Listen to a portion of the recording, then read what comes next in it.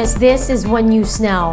The Philippines has confirmed its first case of monkeypox. But what exactly is it? And how is monkeypox transmitted?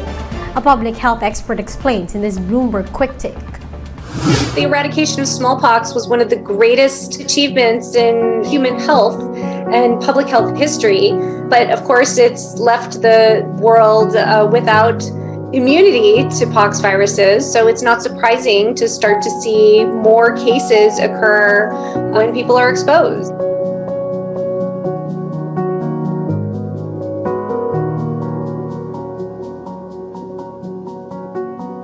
Monkeypox is a misnomer. First discovered in the late 1950s when pox-like outbreaks occurred in monkeys kept for research. But monkeys aren't the source. The host species isn't yet known, though it's thought rodents play a role. After an incubation period of usually 1 to 2 weeks, the disease starts with fever, muscle aches, fatigue, and other flu-like symptoms. Monkeypox transmission usually occurs with just human-to-human contact transmission or large droplets, but those droplets are large. You'd have to be in pretty close proximity. This is not something that is airborne or aerosolized. It really is just supportive care, symptomatic treatment, and really importantly, isolation of the patient so that we don't see onward transmission.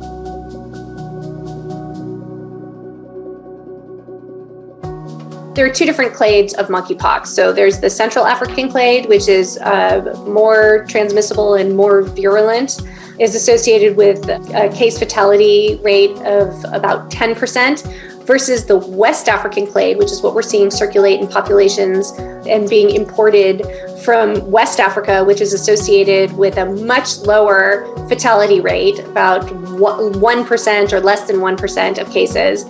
The cases of monkeypox that have been identified in the Western Hemisphere in high-resource settings have not been associated with a high rate of mortality, and that probably has to do with very good supportive care.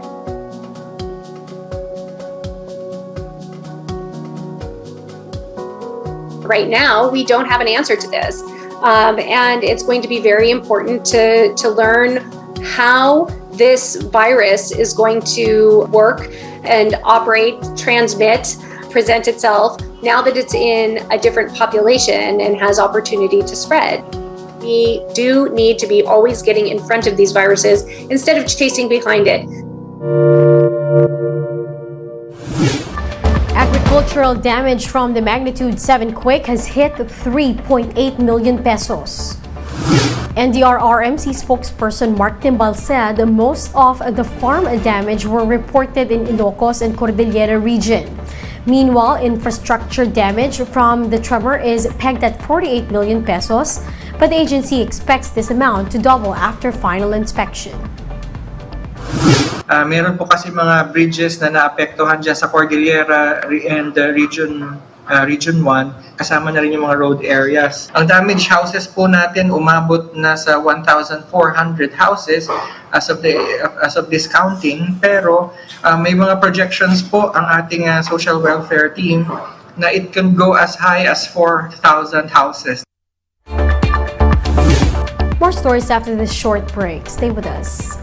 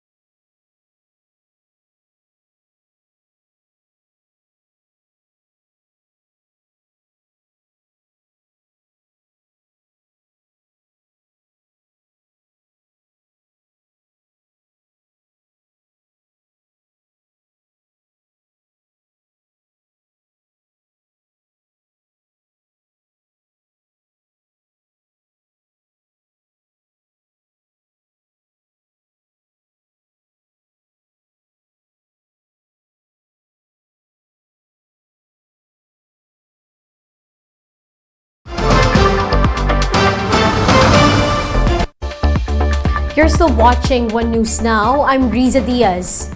Some residents in Bangued, Abra were quick to evacuate their homes after reports of possible flooding surfaced, which turned out to be fake news later on. Mobile journalist Kyla Macantan with the story.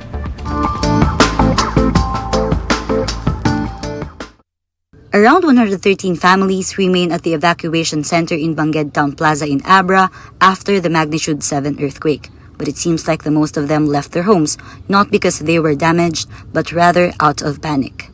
After the earthquake, word allegedly got around that water from a nearby provincial dam will be released. This will apparently heat Barangay Santa Rosa in Bangued. Because of this, there were also reports that cash assistance was being given out in these evacuation centers. These, however, was quickly denied by local officials. Raquel Pacursa from Barangay Palau fled to her father-in-law's house out of panic. Nila sa Santa Rosa, baha na daw. Tapos yung mga asawa namin pumunta sila doon para kunin yung mga kalabaw, baka, para pero fake news din pala daw. As the province tries to recover from the quake, residents are having a hard time looking for a clean water supply. This, as mud is still coming out of water pumps.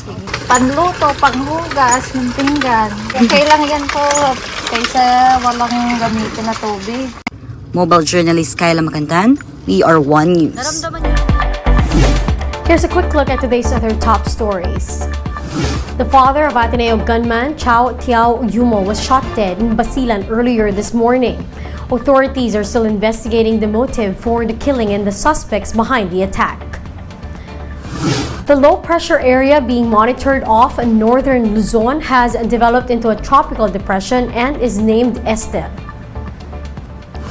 And Filipino pole vaulter EJ Obiena has climbed to third place in the world rankings, becoming the highest-rated Asian in the tally of the World Athletics.